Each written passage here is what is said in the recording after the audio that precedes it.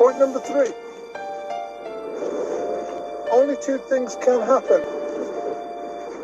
You may get it wrong in the way you handle the situation. Or I'm going to say something else. You may get it right.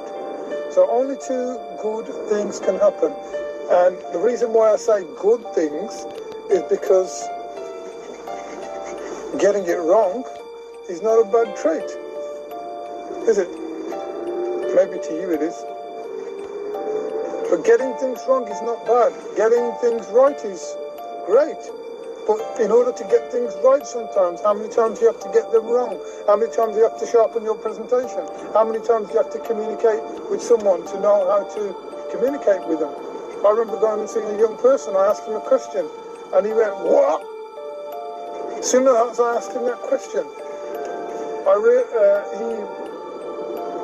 he attacked me verbally. Now, the reason for this that I hadn't observed or realised is that this young person hated questions. So whenever I would go and see this young person, my strategy would never be to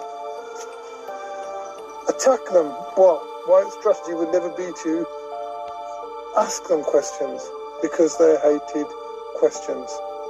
My strategy in communication with that person would always be to inform them of something upon the greeting rather than ask them how they are, because that's how they viewed questions, as a very negative trait. They hated questions. So in terms of becoming skillful, we're saying, okay, 3 wise monkeys.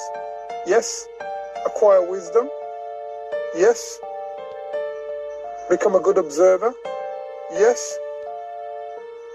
And number 3, develop the correct strategies, or develop the correct strategy, because number 3, you may get it right or wrong.